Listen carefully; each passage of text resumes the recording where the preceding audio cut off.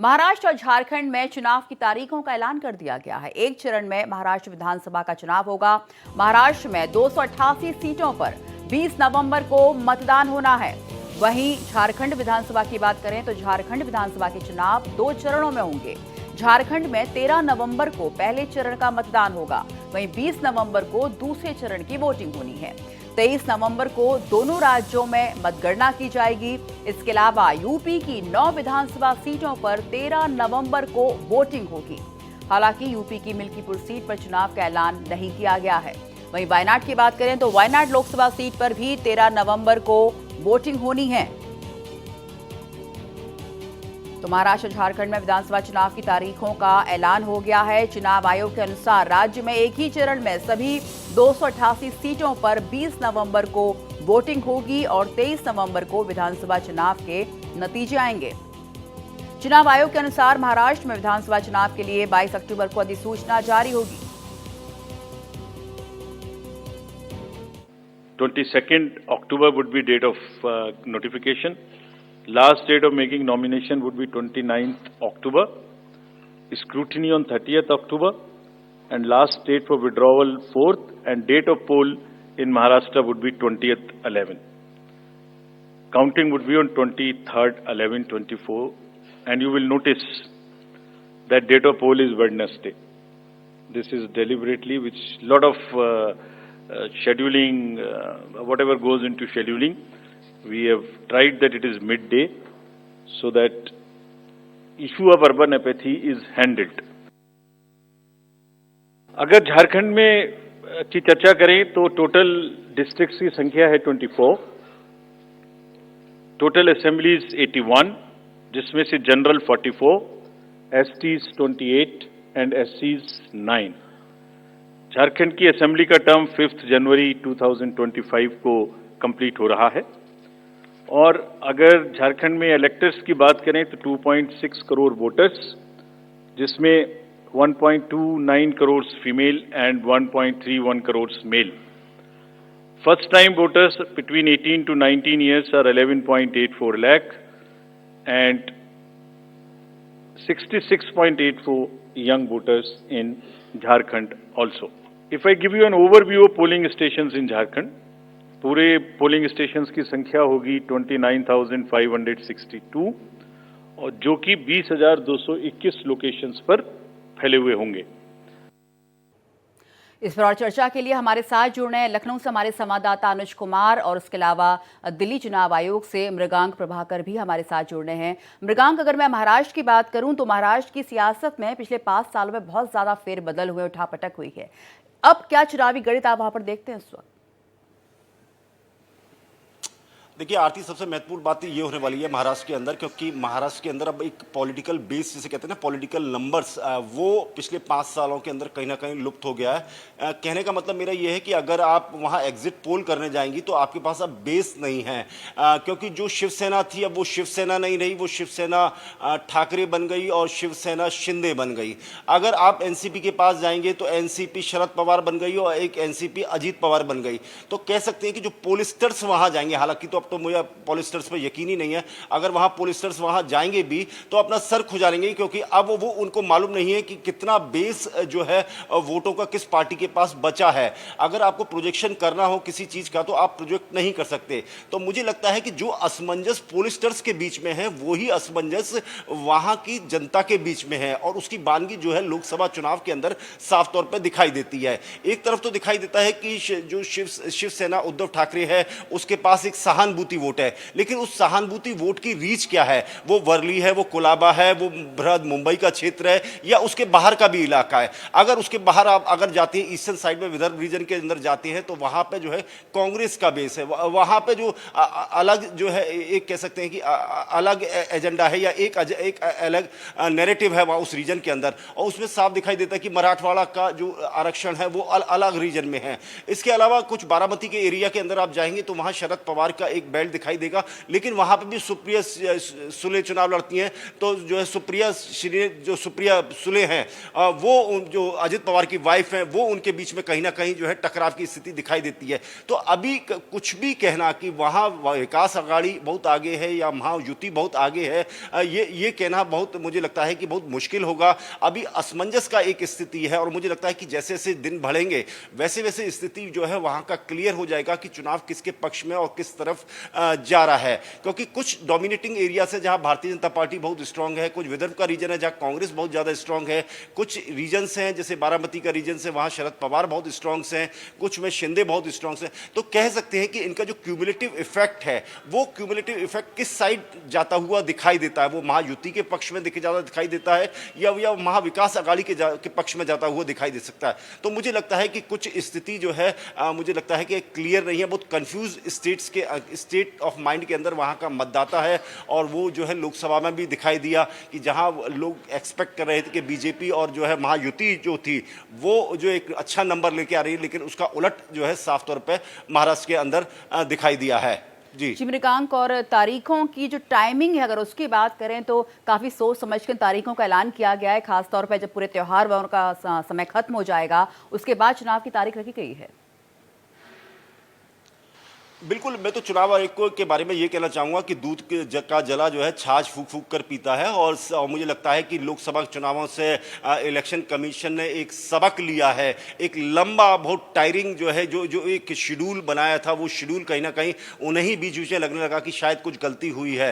तो आपने देखा भी कि किस तरह से जो है उसके बाद लोकसभा के बाद जो चुनाव हुए हरियाणा के अंदर और हरियाणा के अंदर और जम्मू कश्मीर के अंदर, तो वहाँ साफ तौर पर उन्हें दिखाई देता है कि एक ही फेज के अंदर चुनाव ज्यादा से ज्यादा करा ली जाए। जम्मू कश्मीर की चूंकि जो जियोग्राफी है, जो लैंडस्केप है वो कुछ डिफरेंट है, इस वजह से वहाँ पे मूवमेंट ऑफ दी और डेवलपमेंट ऑफ दी फोर्सेस था, मूवमेंट जो है जो पोलिंग टीम्स थी उनके जाने में दिक्कत थी, इसलिए वहाँ 3 फेजेस में हुआ। लेकिन आप देख सकते हैं कि वहाँ पे भी एक दिक्कत खड़ी हुई। हरियाणा के अंदर 1 तारीख को चुनाव रखा गया था जिसको रीशेड्यूल करके जो है 5 तारीख को किया गया। वो इसलिए किया गया है क्योंकि पॉलिटिकल पार्टीज ने कहा कि जब आपने चुनाव रखा है जिस तारीख को, उस दिन उसके बाद 2 तारीख को छुट्टी पड़ रही है, उसके बाद 3 तारीख भी छुट्टी है, तो ज्यादातर मतदाता जो है घूमने के लिए निकल जाएंगे और इससे पोलिंग परसेंटेज पे अफेक्ट पड़ेगा। तो मुझे लगता है कि इलेक्शन कमीशन ने बड़ा सोच समझ के किया है, क्योंकि दीपावली का त्योहार है, 1 हफ्ता दीपावली का त्योहार में बीत जाएगा। उसके बाद ज्यादातर जो नॉर्थ इंडियंस हैं, स्पेशली जो बिहार के लोग हैं, चाहे वो झारखंड में हो चाहे महाराष्ट्र के अंदर हो, वो लोग अपने गाँव जाएंगे छठ पूजा के लिए। कम से कम 10 से 12 दिन का टाइम चाहिए होता है उसमें जाने में और वापसी के अंदर। तो मुझे लगता है बड़ी स्ट्रेटेजिकली सोच विचार के इलेक्शन कमीशन ने, चाहे गलती ना हो, इसको देख के मुझे लगता है 20 नवंबर जो है महाराष्ट्र के लिए डेट रखी गई है और 13 नवंबर उन इलाकों की डेट्स रखी गई हैं जो कुछ संवेदनशील इलाके हैं झारखंड के अंदर, जहां पे इलेक्शन कमीशन पहले करा लेना चाहता है। और उसके बाद दूसरा फेज जो होगा झारखंड का, वो महाराष्ट्र के साथ रखा गया है कि ताकि साइमल्टेनियसली दोनों जगह कंक्लूड किया जा सके। इसी तरीके से जो है वो बाईपोल्स हैं, जो बाईपोल्स कराए जा रहे हैं। 15 राज्यों की 48 विधानसभा सीट्स हैं और 2 पार्लियामेंट्री पीसीज है, पार्लियामेंट्री कॉन्स्टिट्यूएंसी है, नांदेड़ की और वायनाड की। वायनाड से राहुल गांधी ने सीट छोड़ दी थी और नांदेड़ से कांग्रेस के सांसद जो थे उनकी डेथ हो गई थी, उसके बाद वो सीट खाली हुई थी। जहां पे उत्तर प्रदेश में 9 सीटों पे चुनाव कराया जा रहा है। मुझे लगता है कि मिल्कीपुर की शायद एक सीट है जिस पे अभी कोई डिक्लेरेशन नहीं हुआ है। मुझे लगता है वो भी जब तक ये प्रोसेस ऑनगोइंग रहेगा तब तक हो सकता है उसे डिक्लेयर कर दिया जाए। अनुज, मैं आपसे बात करना चाहूंगी। इस वक्त जो मेरा सवाल है कि अब 9 सीटों पर ही उपचुनाव का ऐलान किया गया है, जबकि अयोध्या की मिल्कीपुर सीट पर उपचुनाव का ऐलान नहीं किया गया है, खास वजह? और बिल्कुल 2027 का विधानसभा चुनाव होना है और ऐसे में ये जो 10 सीटें जिसमें कि 9 सीटों पर ऐलान किया गया, ये सेमीफाइनल मैच की तरह देखा जा रहा है। और मिल्कीपुर पे सीट पे डेट ना अनाउंस करना, ये अपने आप में सियासी पारा भी देखने को मिलेगा, क्योंकि अब ये मिल्कीपुर सीट सबसे हॉट सीट रही है, क्योंकि यहाँ से अवधेश प्रसाद जीत के निकले हैं, तो अब वहाँ सांसद बने थे तो वो सीट खाली हुई थी। तो अब मिल्कीपुर पे नहीं किया तो सियासी पारा भी साफ तौर पर देखना पड़ेगा। पर 10 अगर जो 9 सीटें हैं, मैं तो उन 9 सीटों की बात करें तो आखिर कौन कौन सीटों पर चुनाव होना है, तो कानपुर की सीसामऊ हो गई, तो प्रयागराज की फुलपुर, तो मैनपुरी की करहल, घोटाला, तो मिर्जापुर की मझवावा, अयोध्या की मिल्कीपुर सीट का अनाउंसमेंट नहीं किया। अम्बेडकर नगर की कटहेरी और गाजियाबाद की सदर, अलीगढ़ की खैर और मुरादाबाद की कुंदेर की और मुजफ्फरनगर की मीरापुर सीट शामिल है। और ये सीट खाली होने के बाद ही वो चीजें हुई थी जो जीत के सांसद बने।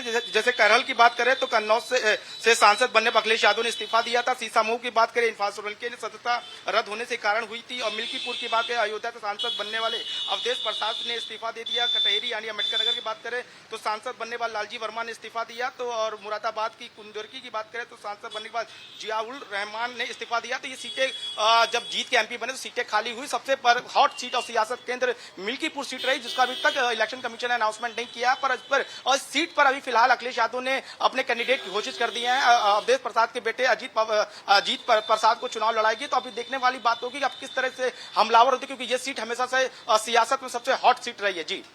जी अनुज, उसके अलावा उपचुनाव के ऐलान के तुरंत बाद कांग्रेस ने भी बड़ी घोषणा कर दी है। कल रामलला के दर्शन करने पहुंचेंगे यूपी अध्यक्ष प्रभारी।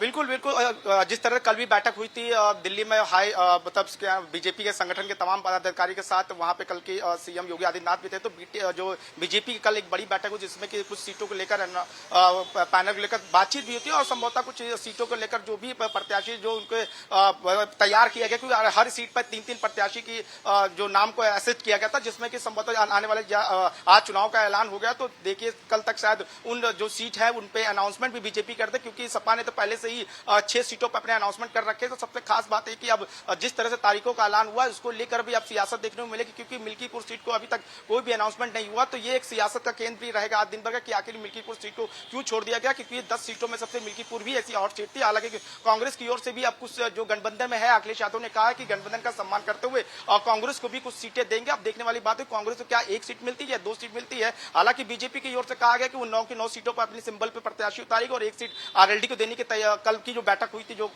बीजेपी के दफ्तर में, तो निकल के आया कि शायद आरएलडी को भी 1 सीट दी जा सकती है। अब कुल मिला के अब देखना है कि सीटों का बंटवारा किस तरह होता है, कौन कौन से कैंडिडेट्स को दिया जाता है। हालांकि अभी बीजेपी ने अपने पत्ते नहीं खोले हैं, पर समाजवादी पार्टी ने 6 सीटों पर पत्ते खोल दिए और 10 अभी 4 सीटें बाकी है। उन 4 सीटों में कांग्रेस को कितनी सीटें दी जाती है ये देखने वाली बात है, क्योंकि हर सीट को फूक फूक के कदम रखे, क्योंकि वो मानना है कि जिस तरह से विधानसभा चुनाव में अगर अच्छा परफॉर्मेंस कर जाता है तो 2027 की ऊर्जा भी विपक्ष लेके चलेगा। और हालांकि अगर इधर से बीजेपी यानी योगी सरकार को सीटों पर अगर जीत हासिल करती है तो कहीं ना कहीं जो लोकसभा चुनाव में जो हार का सबक था वो कहीं ना कहीं थोड़ा सा मरहम का काम करेगा। पर सबसे खास बात है कि योगी आदित्यनाथ 2 सीटों पर खासी जिम्मेदारी है, जिन पर एक मिल्कीपुर सीट की खास अपनी जिम्मेदारी अपने कंधों पर अनुज, ये बात सही है कि बीजेपी ने अपने पत्ते नहीं खोले हैं, लेकिन जिन सीटों पर सपा की मजबूत पकड़ है वहां पर कब्जा करने के लिए बीजेपी को काफी अच्छी रणनीति बनानी होगी इसके मामले में।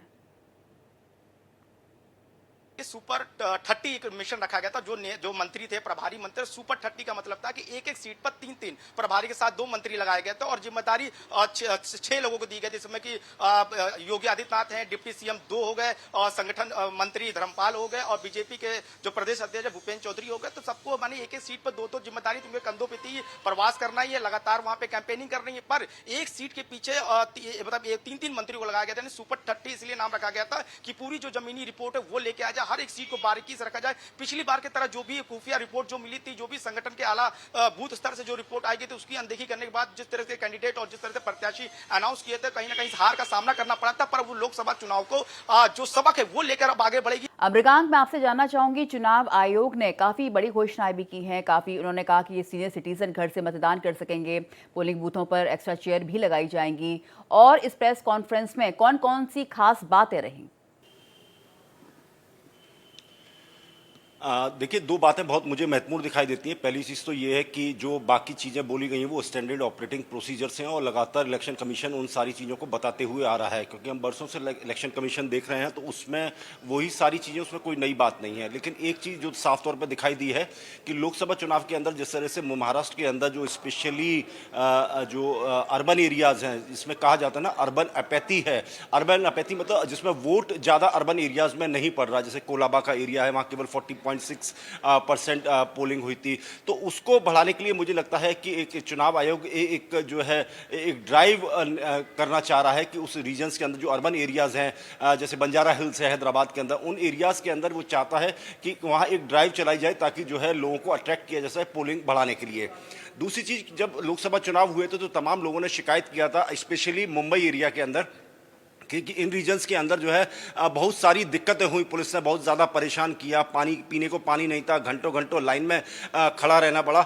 और इस बात का बड़ा सीरियस नोट इलेक्शन कमीशन ने इस बार लिया है और कहा गया है कि स्पेशली मुंबई के रीजन्स के अंदर और अगर बहुत लंबी लाइन लगती है तो लाइन में गैप देके वहाँ कुछ सीटिंग अरेंजमेंट कराया जा सकता है कि अगर कोई बुजुर्ग थक जाए तो वो कुर्सी पे या बेंच के ऊपर बैठ सकता है। तो ये मुझे लगता है एक पॉजिटिव एस्पेक्ट है।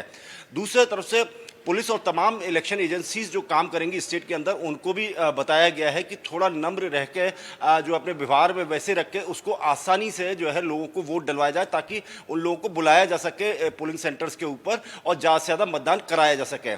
तीसरी बात जो इलेक्शन कमीशन ने कही है कि बड़ा एक लेवल प्लेइंग फील्ड सभी को देना है। किसी भी अधिकारी को अगर देखा गया कि किसी पार्टी के फेवर में कुछ बोलता हुआ या कुछ करता हुआ नजर आया तो उसके ऊपर बड़ा स्ट्रिक्ट एक्शन लिया जाएगा। तो मुझे लगता है कि ये 2-3 बातें हैं जो इलेक्शन कमीशन को मुझे लगता है जो इम्प्लीमेंट की जा रही हैं इस चुनाव के अंदर, ताकि जो चुनाव का प्रतिशत है स्पेशली अर्बन एरियाज के अंदर उन्हें बढ़ाया जा सके और वोटर्स को उसमें ज़्यादा से ज़्यादा तादाद में जो पूरा डांस और डेमोक्रेसी है उसके अंदर शामिल कराया जा सके।